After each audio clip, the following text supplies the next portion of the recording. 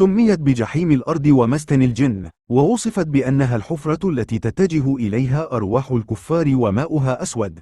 هي بئر لا توجد لها نهاية، وكثرت حولها الأساطير والقصص، حتى رسولنا الكريم حذرنا من الشرب من مائها. قصتنا اليوم عن بئر برهوت في حضرموت اليمن.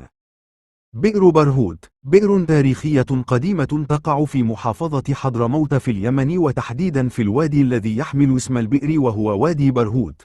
هي بئر غامضة لم يستطع أحد الوصول إلى قعرها حتى يومنا هذا نظرا لعمقها الشديد. وأقدم قصة ترجع لملك من ملوك الدول الحميرية القديمة، كان صاحب أموال ومجوهرات وكنوز كثيرة، ومن شدة خوفه على أمواله استعان بأحد ملوك الجن لحفر حفرة لا يصلها أي إنسان. حفروا حفرة كبيرة في وادي برهوت وخبأوا فيها الكنوز، وبعد وفاة الملك جعلها الجن سجنا لكل جني خالف الأوامر أو تعليماتهم. أما القصة الثانية فهي من أشهر القصص عن بئر برهوت. يحكى أن مجموعة رحل مروا بجانبه فسمعوا صوت ماء يجري بداخله وكأنها عين تجري. ربطوا واحدا منهم بحبل طويل على خصره، وأخذ معه إناء لملئه وبدأوا بإنزاله شيئا فشيئا. وما هي إلا لحظات حتى سمعوا صراخه داخل البئر، والحبل يتحرك بسرعة مخيفة.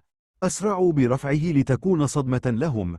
كانت الفاجعة عندما ظهر بنصف جسده العلوي ونصفه السفلي مفقود تماما. لقد شق نصفين، والغريب في ذلك الأمر أنه لم تظهر به علامات أنياب ولا أداة حادة. وما أدهشهم جميعا وجود علامات الذعر والهلع التي اعتلت وجهه، بالإضافة إلى علامات حرق النيران التي تبينت على ظهره. أما القصة الثالثة فحدثت بزمننا الحالي في محاولة لاستكشاف البئر العجيب من طرف فريق عمل تصوير وثائقي. ونفس الشيء أنزلوا واحدا من أصدقائهم بحبل ومعه كاميرا لتصوير كل شيء. وفور نزوله لعمق معين بدأ بالصراخ وطلب منهم رفعه بسرعة، وفي الحال قاموا برفعه. وبعدما أخرجوه وهدأ من روعه سألوه عن سبب خوفه، فأجابهم أن البئر من الأسفل كأنه عالم آخر، كان مليئا بالعشب الأخضر وعيون ماء تصب في كل مكان، وبه ثعابين وطيور وضفادع.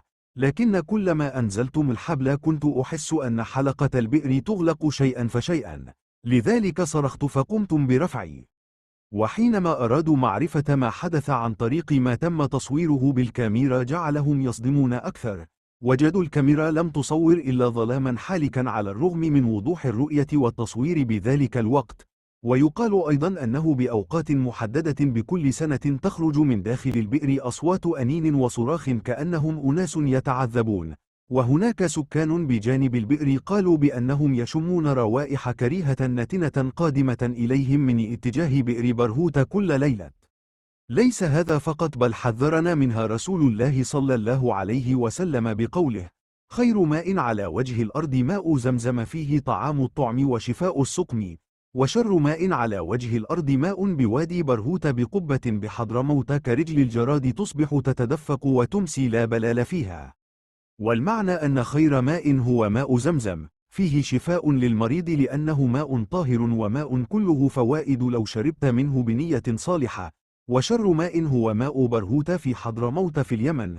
ماء البئر هذا سوداء يصعب النزول إليها، تشرب منها جماعات كثير من الدواب والوحوش، يتدفق بقوة في النهار ويجف في الليل وليس بها قطرة ماء. وهناك حديث آخر عن علي بن أبي طالب رضي الله عنه قال: أبغض بقعة في الأرض إلى الله وادي برهوت بحضرموت، فيه بئر ماؤها أسود منتن تأوي إليها أرواح الكفار. وفي سنة 2021 تمكن فريق من مستكشفي الكهوف العمانيين لأول مرة من النزول إلى بئر برهوت في اليمن. وقد أخرج المستكشفون منها عينات من التراب والأحجار والماء من أجل إجراء تحاليل عليها. وقد صادفوا في قعرها ثعابين وضفادع وخنافس وحيوانات نافقة، ولكنهم لم يعثروا على الأرواح الشريرة كما ذكر في القصص والأساطير. وبعد فحص الماء المأخوذ من البئر تبين أنه صالح للشرب ولا يوجد به شيء، ليتبين بعد ذلك أن البئر التي ذكرها رسول الله صلى الله عليه وسلم كانت في محافظة حضرموت في اليمن، أما البئر المستكشف كان في محافظة المهرة باليمن. وأنتم ما هو رأيكم في قصة بئر برهوت؟ إذا أعجبكم الفيديو لا تبخلوا علينا بالضغط على زر الإعجاب والاشتراك ليصلكم كل جديد.